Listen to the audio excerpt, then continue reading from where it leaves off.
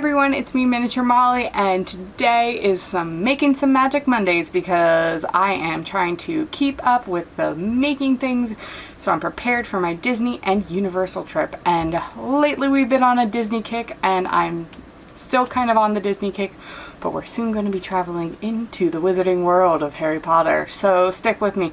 But before we do that, I have one specific Disney thing that kind of sparked the whole Making the Magic series. So as you know, when you go to Disney and you see something that's super popular and everybody has it, you want it yourself. So I went to Disney with the expectation that I would find the thing that I wanted so deeply because it would match my wedding bands, because, you know, Rose Gold is my favorite metal.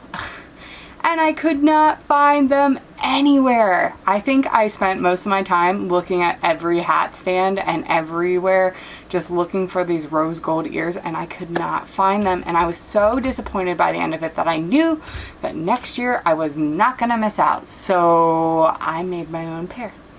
And I really love them. Aren't they so beautiful?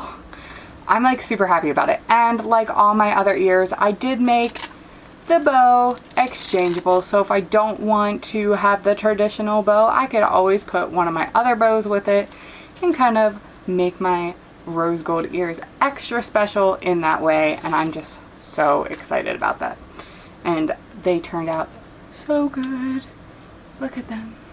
Don't I look extra pretty with them on? Okay, maybe that's just me. But anyways, I'm just gonna roll into how I made these, and we're gonna make some magic together. I started by cutting out the inside of my ears. I needed my pattern, a marking pen, an X-Acto knife, foam, and a cutting board. I traced around the outside of my phone inserts, and then I used the X-Acto knife and cut around the edges. I needed to go around a couple times because my knife didn't go through the foam all the way. Oh, and if you don't have crafting foam like I do, you could use cardboard or some other stiffer material for the inside of your ears. Then I laid my ears on top of each other and made sure that they were symmetrical. Next, I took my scissors and went around the edges of the ears to kind of give them a little bit of a shape so they wouldn't be so wide and they would fit really nicely into the fabric.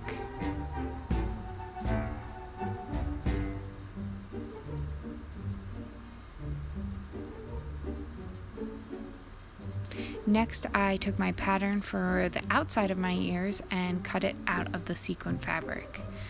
Cutting sequin fabric is not that much fun, and it leaves sparkles everywhere, so be wary of that.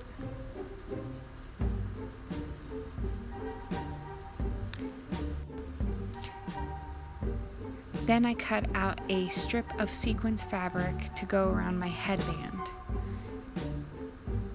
And then I cut out a felt piece of fabric to go on the inside of my headband so that my hair wouldn't get caught in the sequins. Then I cut out a rectangle by folding over my bow fabric and cleaning up the edges a little bit. I ended up going back and cutting this down even smaller. Now it's time to sew all the pieces together. So I forgot to film this, but make sure you put right sides together and sew around the edges, leaving an opening at the bottom of the ears and also an opening for the bow so you can flip everything right side out. Next, you take your sequin fabric that you were going to put on your headband and glue around the outside edge. Now, you want to make sure that your sequin fabric is cut larger than your actual headband so that you can take the sequin fabric and fold it to the inside of the headband. And you can see me doing this and gluing it together. Now it's time to assemble everything. So you're going to need your ears, polyfill, your outside of your ears, a piece of ribbon, Velcro, male and female side of it, also glue stick, your glue gun, a needle and thread, your bow, and your wrap around the outside piece of your bow. So the first thing I did was put my foam inserts inside of my ears. Then I took the polyfill and stuffed my ears to the desired fullness that I wanted. Then I put a piece of Velcro at the center of the headband, I'm sorry for the bad filming, and then glued my ears on the outside, wrapping around the excess fabric and hiding it to the back. Now this blends really well and it hides pretty well because the sequins help it blend in. Now you remember that piece of felt that I had? Well, I took that and glued it to the inside now that the ears are attached.